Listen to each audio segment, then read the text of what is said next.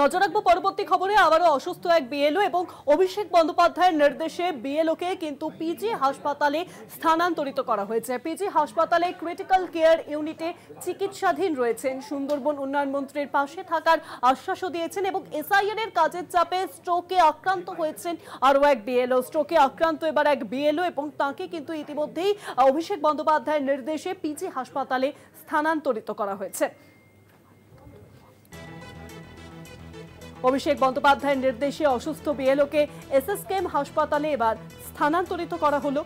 SSKM হাসপাতালের critical care ইউনিটে চিকিৎসাধীন রয়েছেন সেই বিএলও। আমরা জানি যে রাজ্যে চলছে এসআইআর প্রক্রিয়া, ভোটার তালিকা নিবিড় সংশোধনী প্রক্রিয়া, এবং সেই প্রক্রিয়াতেই কিন্তু এবার আমরা যে খবর বারংবার দেখতে পাচ্ছি যে বিএলওরা, বুথ লেভেল অফিসাররা যারা এই কাজ করছেন, তারা কিন্তু এবার কাজের চাপে কেউ আত্মহত্যা করছেন, কেউ আত্মহত্যার পথ বেছে নিচ্ছেন, আবার কেউ কিন্তু কাজের চাপে অসুস্থ হয়ে পড়ছেন। আর এবার আরও এক বিএলও, তিনি অসুস্থ, স্ট্রোকে আক্রান্ত হয়েছেন, তিনি হাসপাতালে ভর্তি ছিলেন তিনি। আর এবার অভিষেক বন্দ্যোপাধ্যায়, তৃণমূলের সেকেন্ড ইন কমান্ড সর্বভারতীয় সাধারণ সম্পাদক, তিনি কিন্তু নির্দেশ দিয়েছেন তাকে এসএসকেএম হাসপাতালে স্থানান্তরিত করার জন্য, আরও বেটার ট্রিটমেন্টের জন্য। এবং তারপরেই কিন্তু অভিষেক বন্দ্যোপাধ্যায়ের নির্দেশে এবার সেই বিএলওকে এসএসকেএম হাসপাতালে স্থানান্তরিত করা হলো। ক্রিটিক্যাল কেয়ার ইউনিটে ভর্তি রয়েছেন তিনি।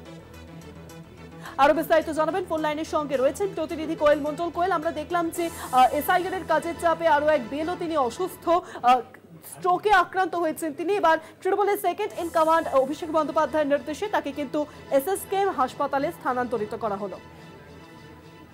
একদমই শুভাঙ্গী, দেখো এই এসআইআর প্রক্রিয়াকে কেন্দ্র করে রাজ্যের একাধিক প্রান্ত থেকে যেভাবে বিএলওদের কাজের চাপে অসুস্থ হওয়ার খবর সামনে আসছে, তো কেউ অসুস্থ হয়ে হসপিটালে ভর্তি হচ্ছে, এই একই আবহে একই চিত্র বা একই ঘটনার পুনরাবৃত্তি ঘটলো নামখানা ব্লকে। সেখানে নামখানার ট্রেজারগঞ্জ জিপির 276 নম্বর বুথের বিএলও দেবাশিস দাস, তিনি গত মঙ্গলবার এসআইআর এর কাজ করাকালীন তার বাড়িতেই তিনি ব্রেন স্ট্রোকে আক্রান্ত হয়। পরবর্তী সময় পরিবারের লোকজন তাকে প্রথমে কাকদ্বীপ মহকুমা হাসপাতাল এবং তারপর ডায়মন্ড হারবারের একটি বেসরকারি হাসপাতালে ভর্তি করেন। সেখানে আইসিইউতে তিনি চিকিৎসারত ছিলেন।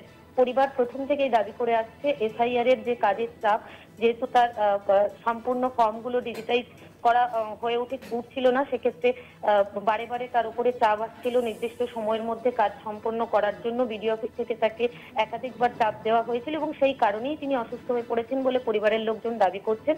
এরকম পরিস্থিতিতে গতকাল রাতে তৃণমূল সাংসদ তথা সর্বভারতীয় তৃণমূল কংগ্রেসের সাধারণ সম্পাদক অভিষেক বন্দ্যোপাধ্যায় যখন এই খবর জানতে পারেন, তড়িঘড়ি তিনি সঙ্গে সঙ্গে নির্দেশ দেন এবং তার নির্দেশ মতোই মথুরাপুরের সাংসদ বাপি হালদার এবং সাগর বিধানসভার বিধায়ক তথা সুন্দরবন উন্নয়ন মন্ত্রী বঙ্কিম হাজরার নেতৃত্বে তৃণমূলের একটি বিশেষ প্রতিনিধি দল রাতেই ডায়মন্ড হারবারের সেই বেসরকারি হাসপাতালে পৌঁছয় এবং এই অসুস্থ বিএলও দেবাশিস দাসের ছেলে এবং তার পরিবারের সঙ্গে দেখা করেন, তাদের সঙ্গে কথা বলেন এবং রাতেই অভিষেক বন্দ্যোপাধ্যায়ের নির্দেশে তড়িঘড়ি এই যে বিশেষ প্রতিনিধি দল তৃণমূলের, তারা তড়িঘড়ি দেবাশিস দাসকে সেই বেসরকারি হাসপাতাল থেকে স্থানান্তরিত করে এসএসকেএম হাসপাতালে নিয়ে যায়। সেখানে তাকে ভর্তি করা হয়। এই মুহূর্তে একেবারে ক্রিটিক্যাল কন্ডিশনে এই অসুস্থ বিএলও, যিনি এসআইআর এর কাজের চাপে অসুস্থ হয়েছে বলে পরিবার অভিযোগ করছেন, সেই দেবাশিস দাস এসএসকেএম হাসপাতালের ক্রিটিক্যাল কেয়ার ইউনিটে তিনি চিকিৎসারত রয়েছেন।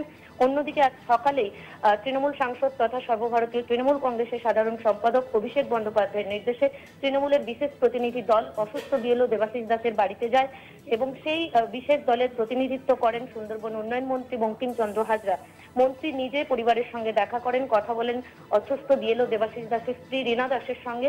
পরিবারের পাশে থাকার পাশাপাশি এই বিএলও যে অসুস্থ হয়েছেন দেবাশিস দাস, তার চিকিৎসার সমস্ত দায়িত্ব গ্রহণের আশ্বাসও দেন তিনি।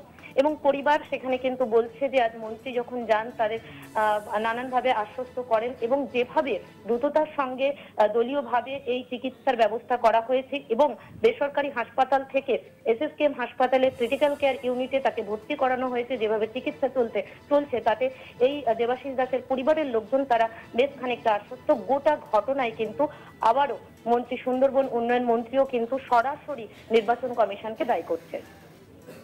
অনেক ধন্যবাদ কোয়েল, ফোন লাইনের সঙ্গে ছিলেন প্রতিনিধি কোয়েল মন্ডল। তৃণমূলের সেকেন্ড ইন কমান্ড অভিষেক বন্দ্যোপাধ্যায়ের নেতৃত্বে নির্দেশে কিন্তু ইতিমধ্যেই সেই অসুস্থ বিএলওকে এসএসকেএম হাসপাতালে স্থানান্তরিত করা হয়েছে। তিনি ক্রিটিক্যাল কেয়ার ইউনিটে ভর্তি রয়েছেন। এসআইআর এর কাজের চাপে আবারও অসুস্থ এক বিএলও, স্ট্রোকে আক্রান্ত তিনি।